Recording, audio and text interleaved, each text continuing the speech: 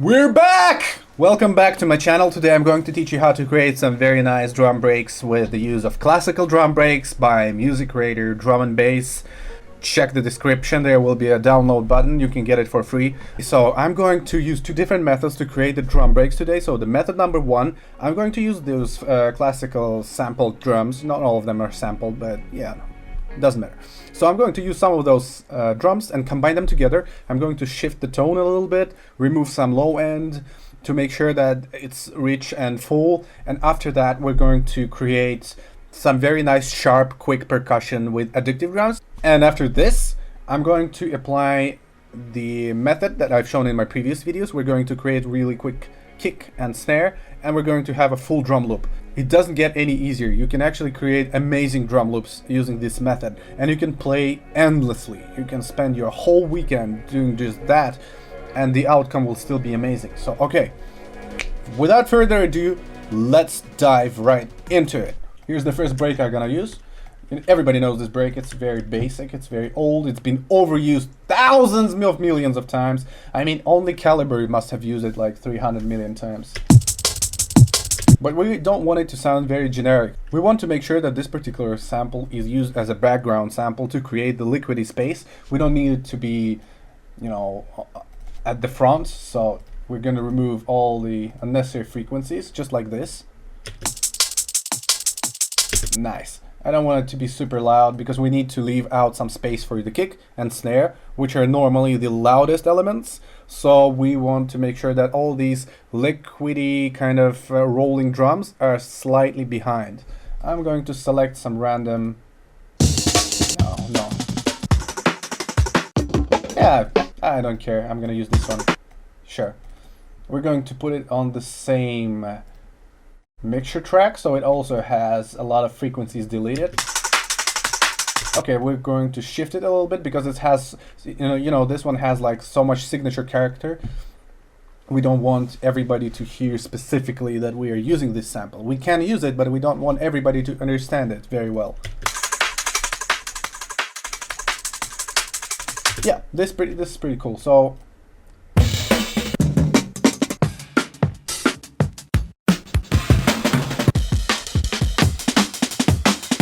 I don't know, maybe we can use this one.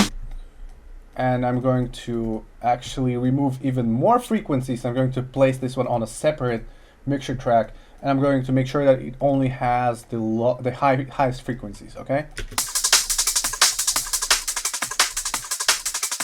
We want to fill the upper space of the spectrum. My personal opinion, if you want your track to sound very well, make sure that it sounds very well at the top of the spectrum. Low frequencies, they don't matter that much. They can sometimes be a little bit, you know, overly distorted or weak, but the high end, the better you work on it, the better is the outcome. So now what I'm going to do, I'm going to open addictive drums. Follow closely because this is a freaking life hack, guys. I don't know how I discovered this. I was just playing around, but this is amazing, honestly.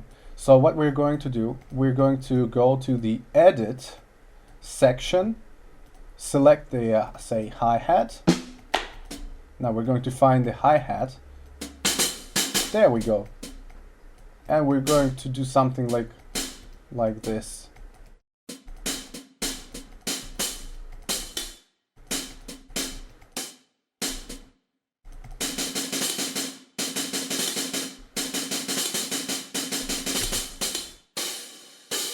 Sounds rubbish, but don't worry. We're going to fix it. What we're going to do right now, we want to make sure that those drums sound very short. We want to pitch them up. And when you see what happens, you'll be really surprised. Look at this.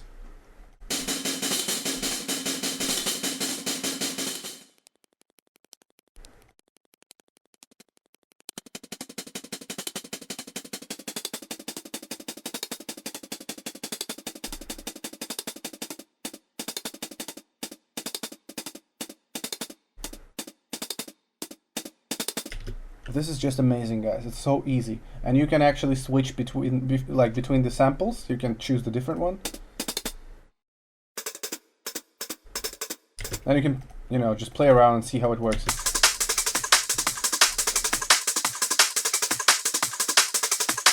I think this sounds really well, and you can create so many different versions of that. So FL Studio allows me to actually render this. So let me do that.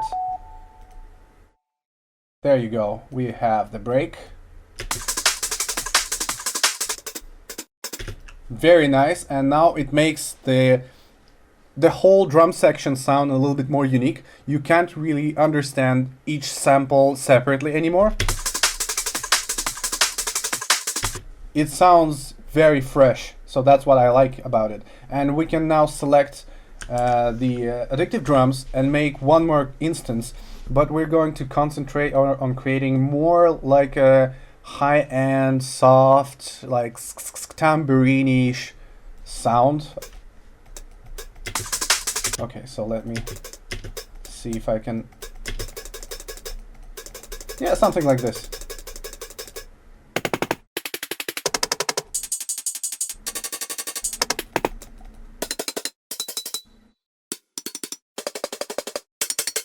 Yeah, I like it. We're gonna remove the attack a little bit to make it more soft.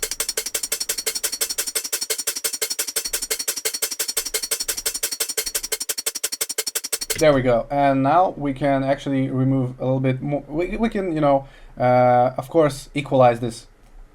Of course, we can equalize this. And this is what I'm going to do. I'm going to remove some low end.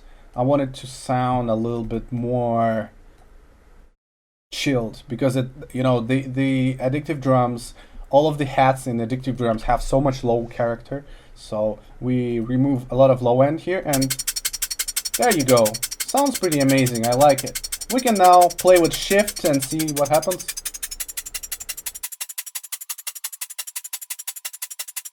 Okay, I like how it sounds. So let's see how this stuff plays together.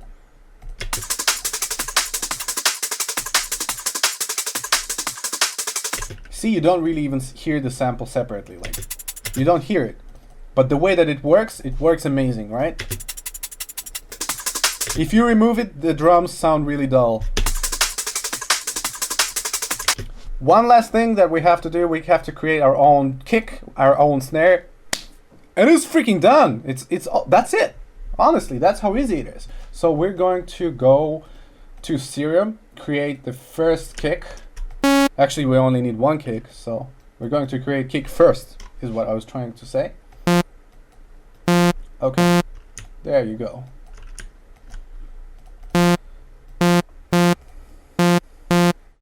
The method I've shown you before, I'm not going to concentrate on it so much. Make sure to check my previous videos if you don't understand what's happening. Okay.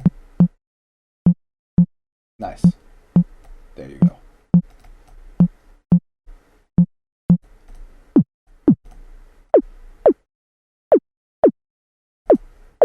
I don't want it to sound like this.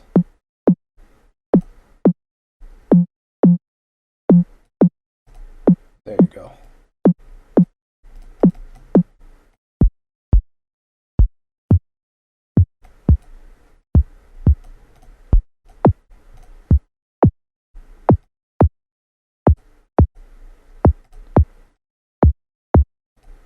There you go.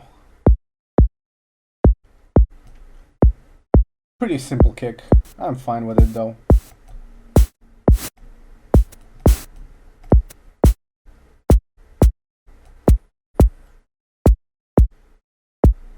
Maybe we should, you know, distort it a little bit. Yeah, sounds pretty cool. I like it. And let's see how it sounds. Needs a little bit more body. Everything, you know, it's important to check everything in the context of the track. So maybe a little bit more body, maybe a little bit more low end.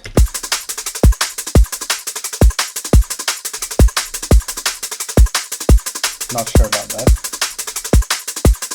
We can always, you know, do a separate route.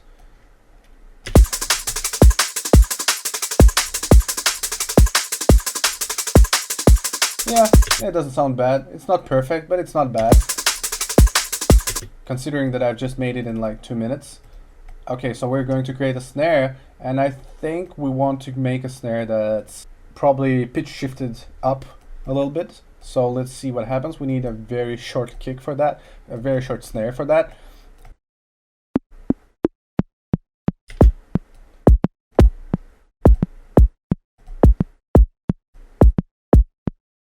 And now we go to the white noise. Removing some low end from the noise.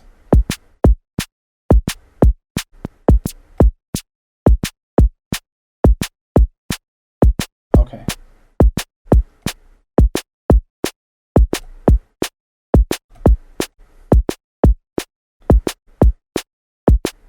Okay, so I'm gonna modulate the high frequency a little bit.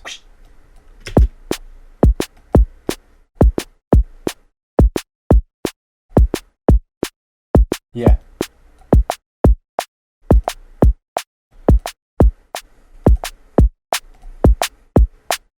Exactly. Lovely. I like it.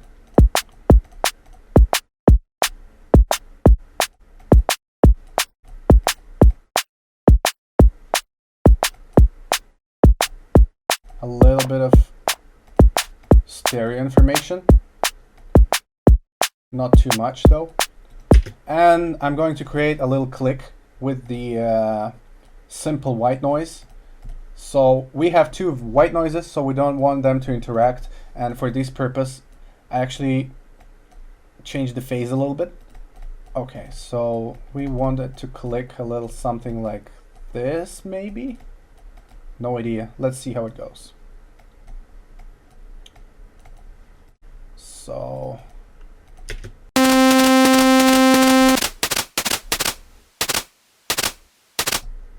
something like this, yeah.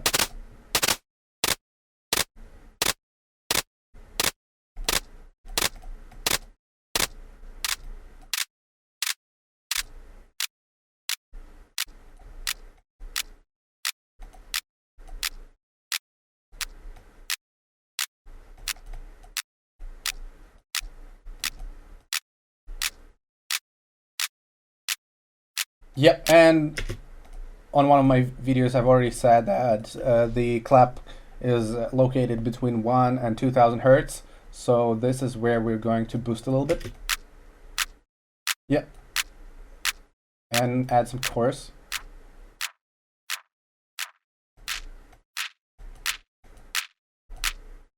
Let's see how it sounds.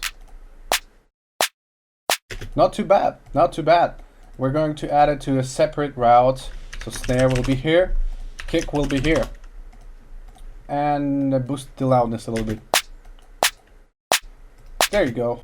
Now let's listen to the end result and see how everything sounds together.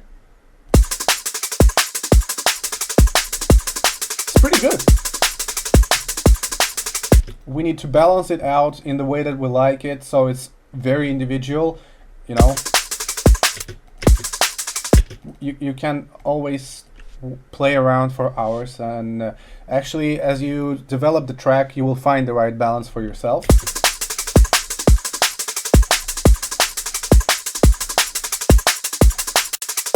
I like this. What's more interesting, you can actually remove these drums that we have just sampled, and sorry, the ones that we have taken from the Music Creator sample pack, and by removing them what you're left with is your own drums, which sound like this. So, okay, of course, this doesn't sound much like liquid drum and bass, but it sounds a lot like deep drum and bass, isn't it? So you can use this for some other purpose, and now you have options, right? And you can use those drums. So, in my honest opinion, I think this is a really great method of creating new ideas for songs, because whenever you start with choosing the sample drums and then putting some layers on top of them with addictive drums, with Serum and stuff like that, you actually end up creating something special. Like you remove the first samples that you've taken out of the playlist and you listen to what you have, and in some scenario, like sometimes this actually sounds amazing, and for me this sounds amazing. And you can imagine, like, I already have so many different samples on my hard drive that I've made over the years. What about this bass, for example? Can you imagine how these drums can complement this bass?